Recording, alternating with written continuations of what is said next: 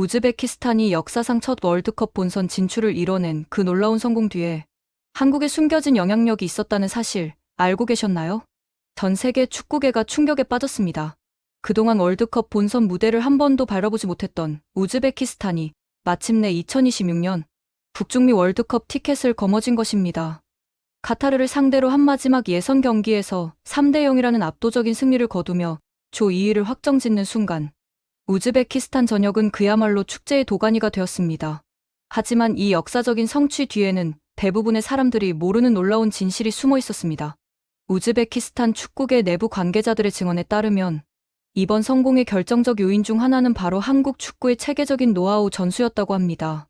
지난 5년간 한국축구협회는 비공개적으로 우즈베키스탄 축구 발전을 위한 기술 지원 프로그램을 운영해왔던 것입니다. 이는 한국이 아시아 축구계의 맏형 역할을 자처하며 후발 주자들의 성장을 돕겠다는 대승적 차원에서 이뤄진 일이었습니다. 특히 주목할 점은 우즈베키스탄 대표팀의 핵심 선수들 상당수가 한국 프로리그에서 뛰었거나 한국 축구 시스템을 직간접적으로 경험했다는 사실입니다.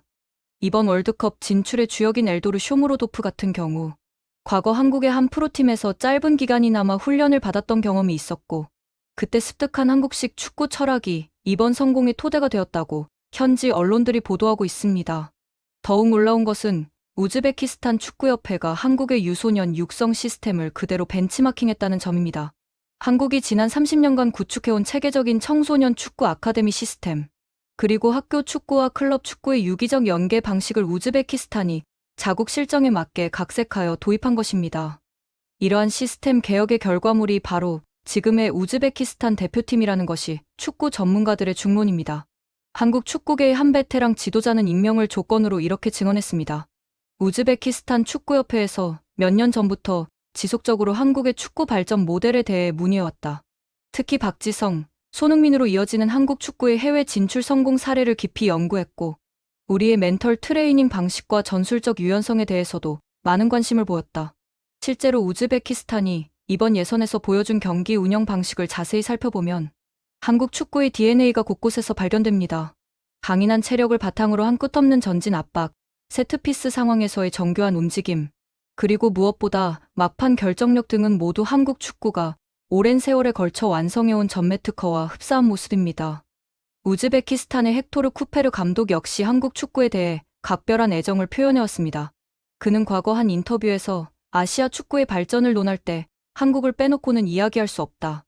한국이 보여준 월드컵에서의 놀라운 성과들, 특히 2002년 월드컵 4강 진출은 모든 아시아 국가들에게 꿈과 희망을 주었다라고 밝힌 바 있습니다. 이번 우즈베키스탄의 성공을 더욱 의미 있게 만드는 것은 바로 한국과의 역사적 인연입니다.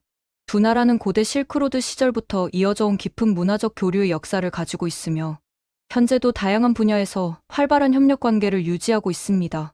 특히 한국의 문화 콘텐츠가 우즈베키스탄에서 폭발적인 인기를 끌고 있다는 점을 고려하면 이번 축구 분야에서의 성공 역시 양국 간의 특별한 유대 관계가 만들어낸 자연스러운 결과물이라고 볼 수 있습니다.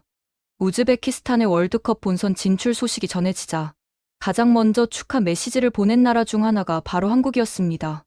한국축구협회는 공식 성명을 통해 우즈베키스탄의 역사적인 성취를 진심으로 축하하며 이는 아시아 축구 전체의 위상을 높이는 쾌거라고 평가했습니다. 이러한 한국의 반응은 단순한 외교적 수사가 아니라 그동안 우즈베키스탄 축구 발전을 위해 묵묵히 지원해온 한국의 진정성 있는 마음이 담긴 것이었습니다. 한편 우즈베키스탄의 이번 성공이 다른 아시아 국가들에게 미친 충격파는 실로 엄청났습니다. 특히 중국의 경우 그야말로 패닉 상태에 빠졌다고 해도 과언이 아닙니다.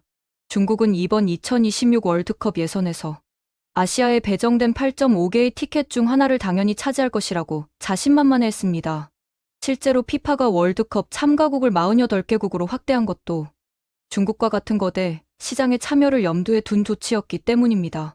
하지만 결과는 참담했습니다. 중국은 예선 막판 연속 패배를 당하며 결국 본선 진출에 실패했고 이는 중국 축구 역사상 가장 치욕적인 실패로 기록되었습니다. 특히 중국 선수들이 이미 탈락이 확정된 상황에서도 골을 넣고 세리머니를 하는 모습이 전 세계에 중계되면서 중국 축구의 현실 인식 부족을 적나라하게 드러냈습니다. 중국 축구의 실패 요인을 분석해보면 한국과 우즈베키스탄의 성공 공식과 정반대의 길을 걸었다는 것을 알 수 있습니다. 중국은 막대한 자본력을 바탕으로 해외 스타 선수들을 무차별적으로 영입하는 데만 집중했지. 정작 자국 선수들의 기본기 향상이나 체계적인 유소년 육성에는 소홀했습니다. 반면 한국과 우즈베키스탄은 탄탄한 기초 위에서 착실히 실력을 쌓아올린 것이 결정적 차이였습니다. 인도네시아의 상황도 마찬가지였습니다. 일본을 상대로 0대6이라는 굴욕적인 대패를 당한 인도네시아 축구계는 완전히 멘붕 상태에 빠졌습니다. 특히 인도네시아 언론들은 한국의 신태용 감독을 모셔와야 한다는 기사를 연일 쏟아내며 한국 축구의 노하우에 대한 간절한 갈망을 드러냈습니다.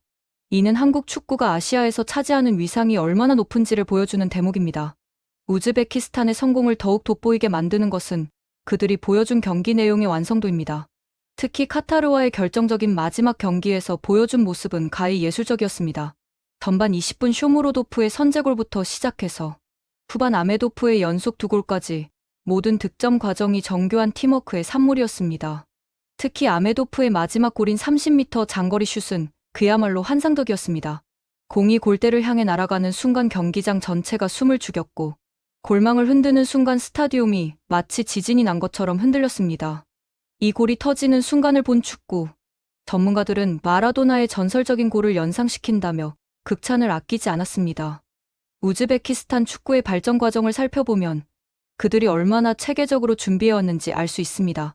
1991년 소련으로부터 독립한 후 1994년 피파에 가입한 우즈베키스탄은 그동안 무려 7번의 월드컵 예선에 도전했지만 번번이 좌절을 맛봐야 했습니다. 특히 2018년 러시아 월드컵 예선에서는 최종 예선까지 진출했지만 아깝게 본선 진출에 실패하면서 온 국민이 절망에 빠지기도 했습니다. 하지만 이러한 실패들이 결코 헛되지 않았습니다.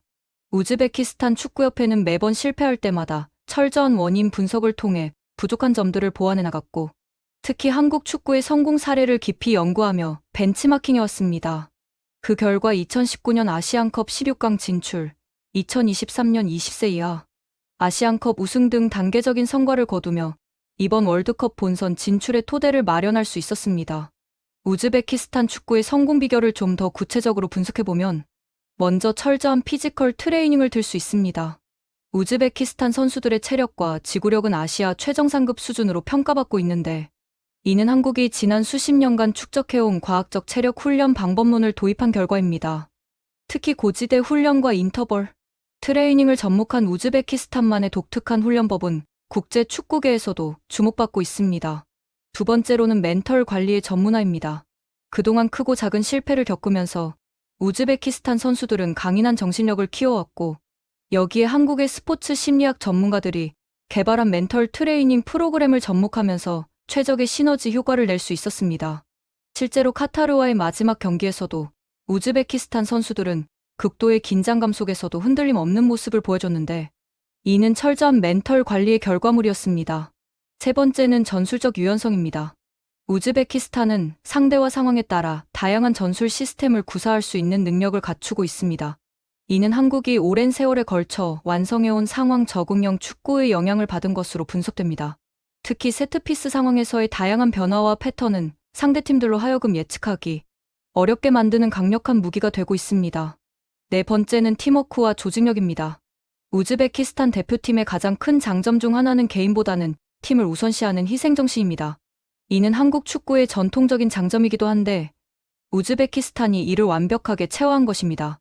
실제로 이번 예선 과정에서 우즈베키스탄의 득점은 특정 선수에게 집중되지 않고 골고루 분산되어 있었는데 이는 팀 전체가 하나의 유기체처럼 움직이고 있다는 증거입니다. 우즈베키스탄의 성공이 가져온 파급 효과는 실로 엄청납니다. 먼저 중앙아시아 지역 축구의 위상이 크게 높아졌습니다.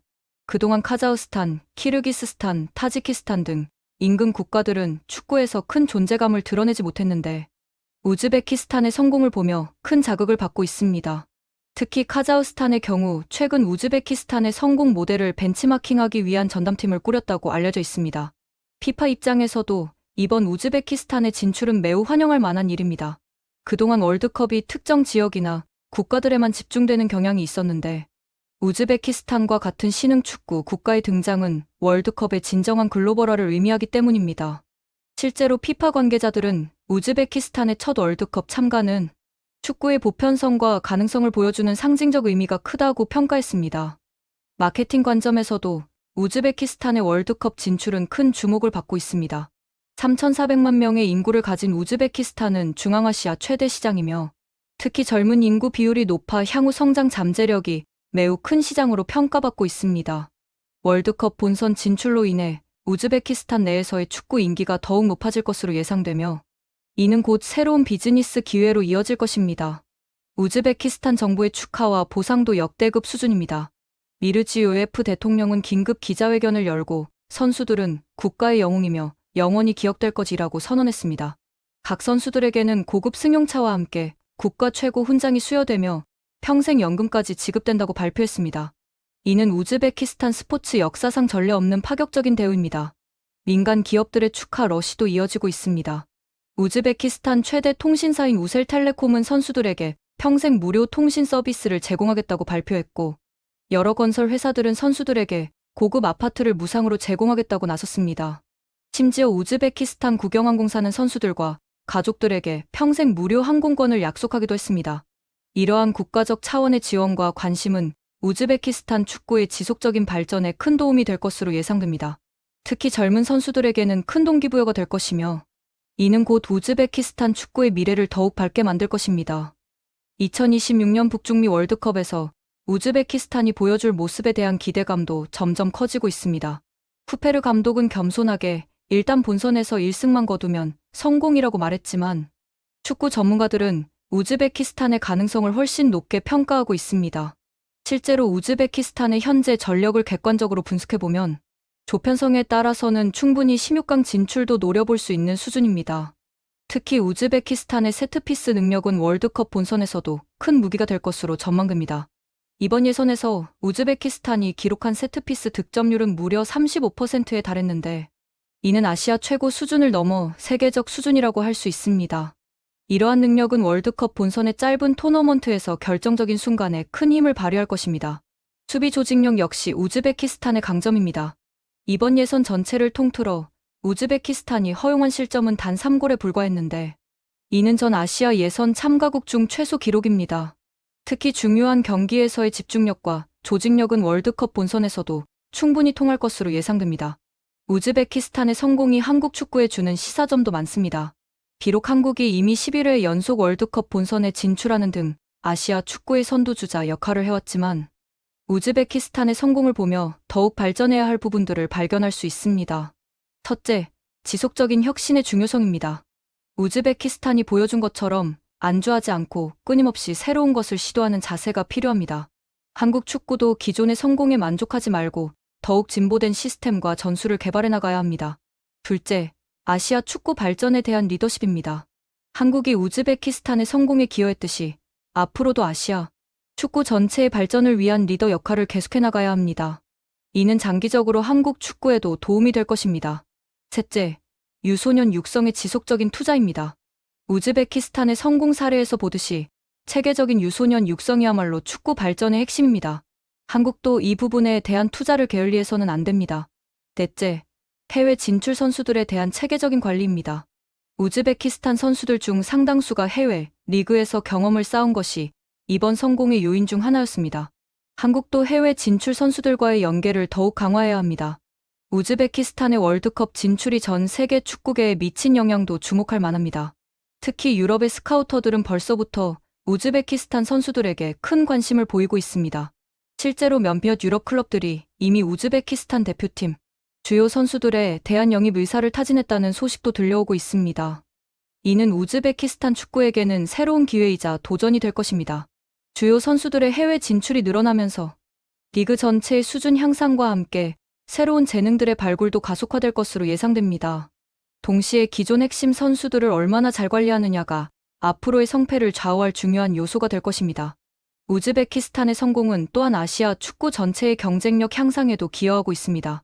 이제 아시아에서는 일본, 한국, 이란, 사우디아라비아 같은 전통 강호들 외에도 우즈베키스탄 같은 신흥 강호들이 등장하면서 예측하기 어려운 흥미진진한 경쟁 구도가 형성되고 있습니다. 이러한 변화는 장기적으로 아시아 축구 전체의 수준을 끌어올리는 선순환 구조를 만들어낼 것입니다. 각국이 서로를 의식하며 더욱 치열하게 경쟁하고 발전하려고 노력할 것이고 이는 결국 아시아 축구가 세계 무대에서 더욱 큰 존재감을 드러내는 결과로 이어질 것입니다.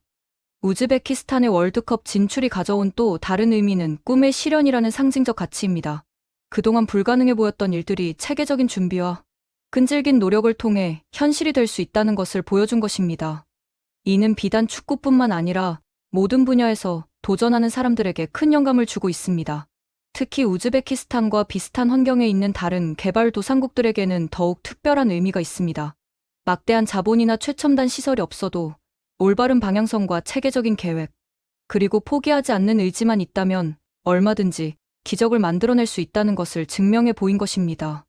이번 우즈베키스탄의 성공 스토리는 앞으로 오랫동안 아시아 축구계의 전설로 남을 것입니다. 특히 한국의 숨은 기여와 두 나라 간의 특별한 협력 관계는 진정한 스포츠, 외교의 모범 사례로 기록될 것입니다. 이는 한국이 단순히 자국의 발전만을 추구하는 것이 아니라 아시아 전체의 발전을 위해 노력하는 진정한 리더라는 것을 보여주는 증거이기도 합니다.